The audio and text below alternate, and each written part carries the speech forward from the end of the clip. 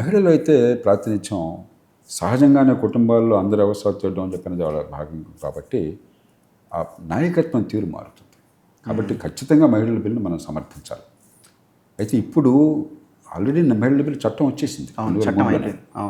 దాన్ని అమలు చేయడానికి ఒక చిన్న ప్రతిబంధకం వచ్చింది. ఏమిటంటే ఆ చట్టంలో పెట్టినప్పుడు 2023 తర్వాత జరిగే సెన్సస్లో వచ్చిన లెక్కల తరువాత నియోజకవర్గాల పునర్విభజన చేసి అప్పుడు మహిళల రిజర్వేషన్ అమలు చేస్తాము. 3 పదాలు ఉన్నాయి ఇక్కడ. సెన్సస్ తరువాత పునర్విభజన చేసి రొటేషన్ అమలు చేస్తాము అని చెప్పాను.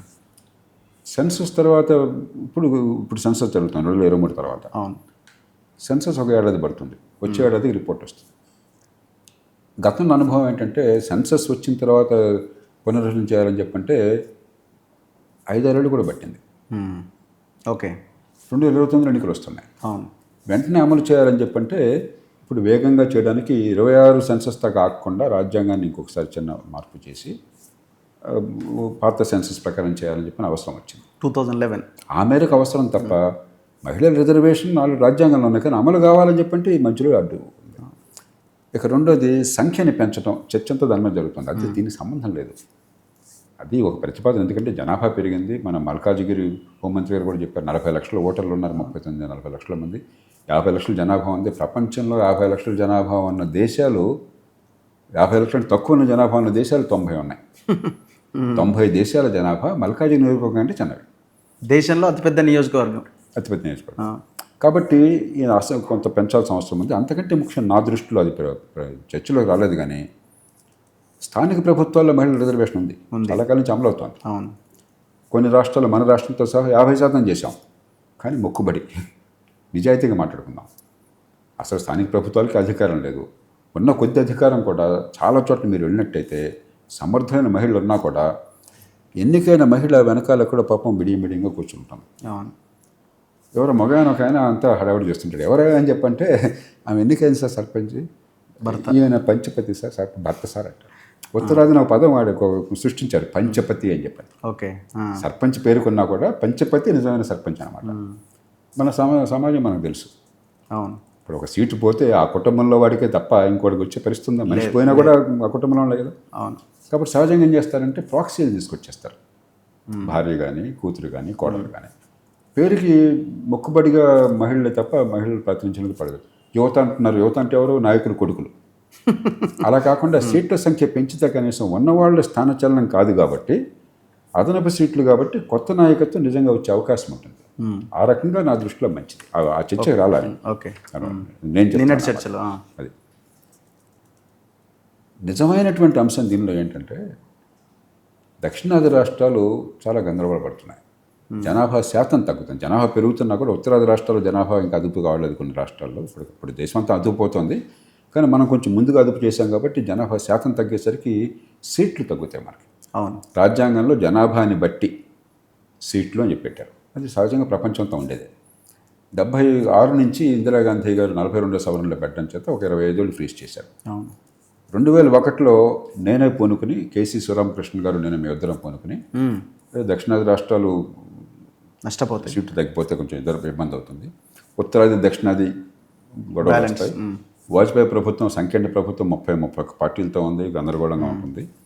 ఆనాడు మీకు గుర్తుందో లేదో, మీరు చిన్నపిల్లలు, ఆనాడు మీకు చిన్న స్కూల్లో ఉంటుంటారు. పొఖరాన్లో అణు విస్ఫోటనం చేయడం చేత అణ్వాయుధాలను మనం ప్రకటించుకున్నాం పబ్లిక్గా. అమెరికా, యూరోప్ దేశాలు మన మీద ఆంక్షలు పెట్టినాయి ఆర్థికంగా. ఇవాళ ఇరాన్ మీద పెట్టినట్టుగా, రష్యా మీద పెట్టినట్టుగా. మరి ఆ దేశాలు మద్దతు లేకపోతే మనకు చాలా నష్టం కదా. ఇంకా సంకటంలో ఉన్నాం. ఈ సమయంలో మనం ఒక పంచాయతీ పెట్టుకోవటం ఎందుకు?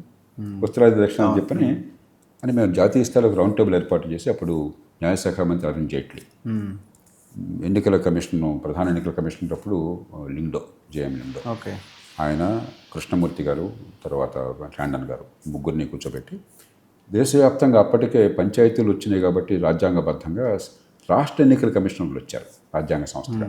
వాళ్ళందరినీ, అన్ని రాష్ట్రాల వారిని అందరినీ కూర్చోబెట్టి ఒక రౌండ్ టేబుల్ నిర్వహించి మేము నచ్చ చెప్పాం ప్రభుత్వానికి. అదే మీరు ప్రస్తుతానికి ఇంకో 25 ఏళ్ళు దాటేయండి, తర్వాత చూసుకునే మధ్యలో ఇది గందరగోళం సృష్టించుకోవడం ఎందుకు అని చెప్పంటే అరుణ్ జైట్లీ గారు ఒప్పుకొని, అప్పుడు మేమంతా ఎల్కే అద్వానీ గారి దగ్గరికి ఆయన ఒప్పించి వాజ్పేయి ప్రభుత్వం వెంటనే ముందుకు వచ్చి 84వ సవరణ చేసింది. చేసింది. అది కూడా 25 ఏళ్ళు. నేనేమనుకున్నాను ఆనాడు ఇంకో 25 ఏళ్ళు కదా, రాజోడు తర్వాత చూస్తున్నాను. 25 ఏళ్ళు గిర్రం తిరిగిపోయింది, అయిపోయింది, వచ్చేసింది. ఇప్పుడు మేమంతా యాక్టివ్గా ఉండగానే ఇప్పుడు మళ్ళీ సమస్య వచ్చింది. ఇప్పుడు ఏమవుతుంది, మీరు కనుక రాజ్యాంగంలో మళ్ళీ ఇంకో సవరణ తీసుకురాకపోతే 26 జనాభా లెక్కల ప్రకారం ఆ జనాభా ప్రకారం పునర్విభజన జరుగుతుంది. అది జరిగితే ఆంధ్రప్రదేశ్ రాష్ట్రానికి 5 సీట్లు పోతాయి, ఓకే. తెలంగాణ రాష్ట్రానికి 3 సీట్లు పోతాయి. 2026 సెన్సెస్ ప్రకారం జరిగితే మీరు అంటుంది రేపు రేపు జరగబోయే సెన్సెస్ అనివార్యం. ఎందుకంటే మీరు రాజ్యాంగ సవరణ చేయకపోతే ఆటోమేటిక్గా 26 సెన్సెస్ ప్రకారం చేసేయాలి. ఇంకా చేసేయడమే రాజ్యాంగం. దీనిలో ప్రతి ఇప్పుడు ఒకవేళ మీరు ఉన్నప్పుడు చేసిన సవరణ మళ్ళీ చేస్తే ఇంకొక 25 ఏళ్ళు. ఎగ్జాక్ట్లీ, అందుకే రాజ్యాంగ సవరణ ప్రతిపాదన వచ్చింది.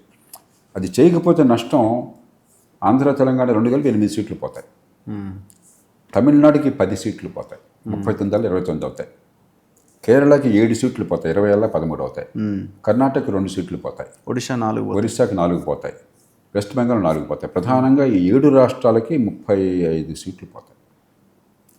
4 రాష్ట్రాలు ప్రధానంగా గెయిన్ జనాభా పెరుగుదల వల్ల లాభం పొందుతాయి. ఉత్తరప్రదేశ్, 10, 12, బీహార్, రాజస్థాన్, మధ్యప్రదేశ్.